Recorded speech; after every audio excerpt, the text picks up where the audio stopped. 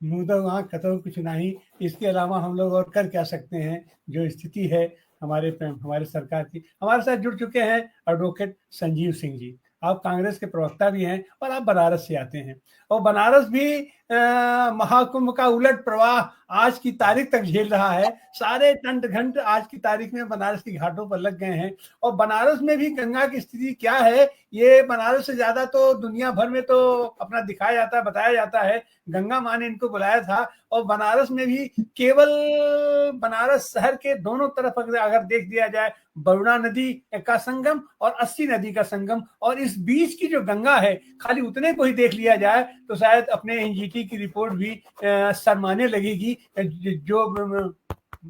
जो रिपोर्ट इन्होंने ये सबको जहरीले पानी में नहवा करके उसके बाद दिया है। और हमारे प्रधानमंत्री जी जो बनारस का हमारे प्रतिनिधित्व करते हैं, इसके पहले भी अपना बनारस में भी आए थे, तो वहां तो स्पष्ट रूप से दिखाई पड़ रहा था, उनके लिए अलग से बाकायदे टब बनाया गया था, और उस टब में पानी गर्म किया गया था, और तमाम ठंडा गर्म करके उनको किस किस तरीके से रेनकोट पहन करके उसमें नहाए। और वही स्थिति उन्होंने प्रयागराज में भी किया।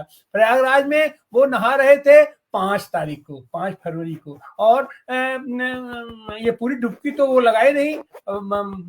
हमारे भोजपुरी में तो उनके स्नान को कौआ स्नान कहा जाता है। उनकी मुंडी उसमें डूबी नहीं, उनकी मुंडी उसमें डूबी नहीं, लेकिन अमृत स्नान का, अमृत का भरपूर उनको लाभ मिला। और उनको लाभ ये मिला कि दिल्ली में जहां उनका पांव नहीं जम पा रहा था, एन केन प्रकारेण वहां उन्होंने बहुमत दिलवा दिया अपनी पार्टी को। और कल हो सकता है कि अगर सुप्रीम कोर्ट की भी तो उनके ऊपर मेहरबानी है, निर्वाचन आयोग की उनके ऊपर मेहरबानी है, और सबके सब उन्हीं के सैया भय कोतवाल तो डर काहे का, तो कल हो सकता है कि वहां पर ये नई सरकार शपथ भी ग्रहण कर ली। तो इन सारी चीजों को संजीव जी आप कैसे देखते हैं, पार्टी प्रवक्ता के अलावा एक शहरी के नाते भी, और ये जो इतने लोगों को आमंत्रित करा करके, बुला करके, और इस जहरीले तालाब में उनको नहला करके, अभी तो जितने लोग मरे हैं उन्हीं की नहीं है, और यहाँ से जितने लोग नहा नहा करके गए हैं, इनका आंकड़ा है कि 50 करोड़ लोगों ने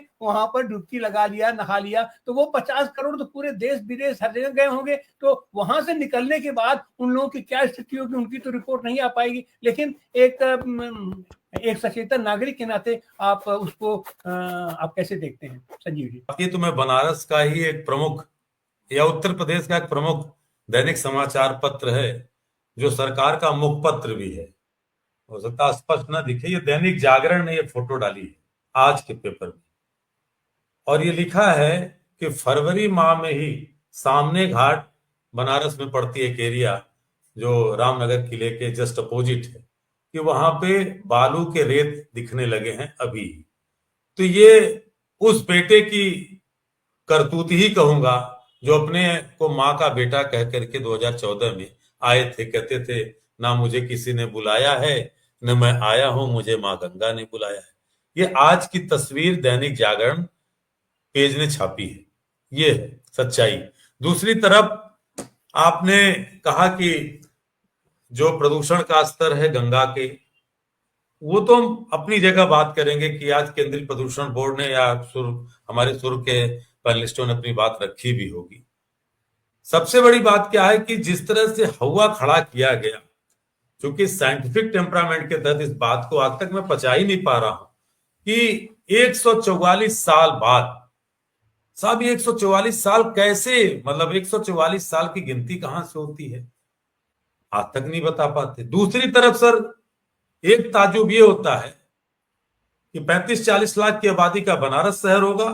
अमूमन इलाहाबाद ही मैं कहता हूं, क्योंकि मैं तो इस यूनिवर्सिटी का प्रोडक्ट रहा हूं। 2019 से इलाहाबाद प्रयागराज हो गया, जिनके लिए वो करते रहे, कम से कम यूनिवर्सिटी और हाईकोर्ट का नाम नहीं बदला, वो इलाहाबाद हाईकोर्ट और इलाहाबाद यूनिवर्सिटी है। तो उस इलाहाबाद में भी अमूमन यही आबादी है।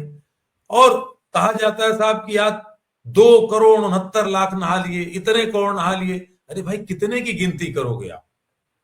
मैं सर एक आंकड़ा लगाया कि 10 किलोमीटर तक अगर आपने गंगा का वो पाथ मान लिया, और हम बैठ करके माने कि साहब उसमें 2x2 में, मतलब 2x2 स्क्वायर फीट में एक व्यक्ति को जगह चाहिए, तो आप 10 किलोमीटर के दायरे में सर अंदाज लगाइए, और एक व्यक्ति 10 मिनट में नहा के आता और जाता है, तो एक टाइम में 10 मिनट में आप मान के चलिए सर कि 24,000 व्यक्ति नहाएगा।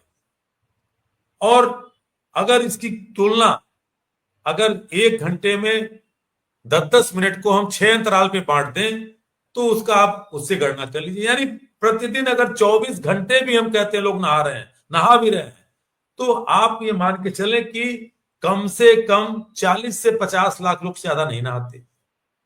चलिए साहब, ये भव्य दिव्य और डिजिटल कुंभ है, तो इस डिजिटल कुंभ में इतनी गणना हो जा रही है प्रतिदिन की, लेकिन 29 जनवरी को मौनी अमावस्या में जो लोग मरे, सुबह से योगी आदित्यनाथ के ट्विटर हैंडल पे देखिए तो वह इसके लिए नहीं दुख व्यक्त करते। उनके ट्विटर हैंडल पे पड़ा हुआ था एक ट्वीट कि देश के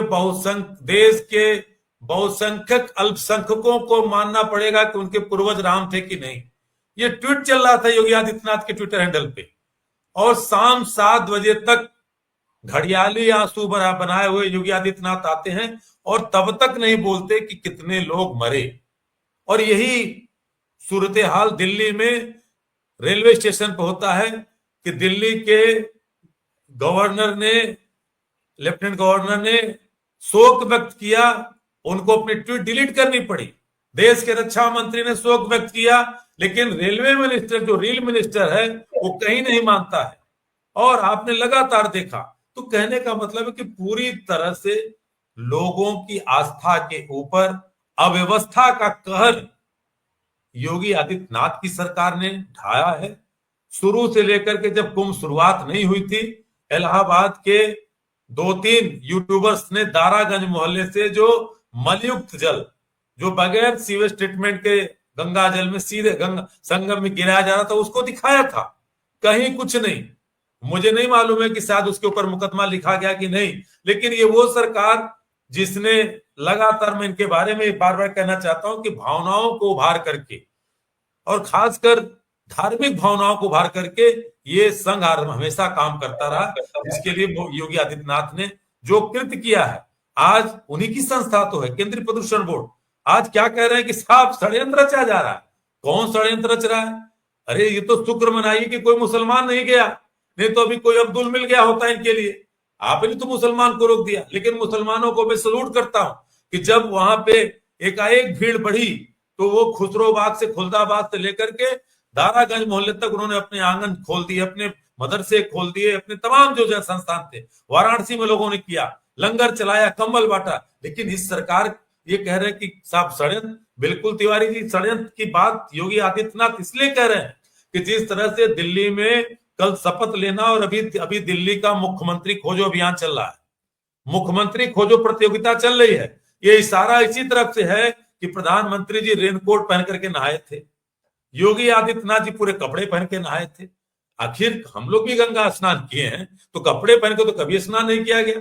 तो ये शक इस तरफ दिखा रहा है कि कहीं ना कहीं योगी आदित्यनाथ कहना कुछ चाहते हैं।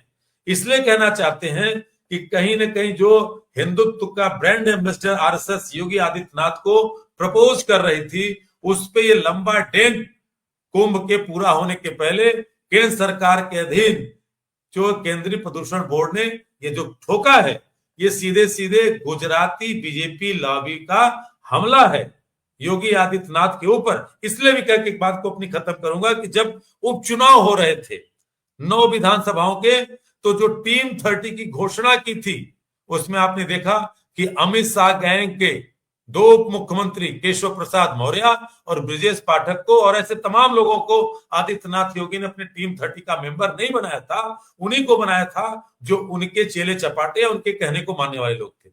इस तरह से आज पूरी तरह से देश के उन आस्थावान लोगों से उत्तर प्रदेश के मुख्यमंत्री और देश के प्रधानमंत्री, इसलिए कि प्रधानमंत्री गुजरात से चुनकर के सर नहीं गए, वाराणसी से चुनकर गए, उन आस्थावान लोगों से माफी मांगना चाहिए जो लोग सनातन में विश्वास रखते हैं। इसलिए माफी मांगना चाहिए जिन्होंने निमंत्रण देकर के बुलाया, कहा कि 100 करोड़ लोगों की व्यवस्था हमने कराई है। किस तरह की दुर्व्यवस्था थी, तमाम ऐसे वीडियो चल रहे हैं कि महिलाएं 20-20 किलोमीटर तक पैदल चले, शौचालय नहीं मिले, खाने का पानी, और उसके बाद मनमाना लूट। 20 रुपए की पानी की बोतल 100 रुपए में बिकी है। आधा किलोमीटर की दूरी तय करने वाले बैटरी रिक्शों ने जहां का किराया 100 रुपए नहीं होता था, 1200 रुपए लूटे हैं। कहां इनकी व्यवस्था थी? तो पूरी तौर पे लूट मचा। और खुद उसके गवाह योगी आदित्यनाथ हैं, कहते हैं साहब विपक्ष हमारे इस बात को नहीं पचा पा रहा। अभी बजट सत्र में कह रहे थे कि हमने 7500 करोड़ रुपए पे 3.5 लाख करोड़ रुपए कमाए। अरे शर्म आनी चाहिए, मानवता शर्मसार हुई है।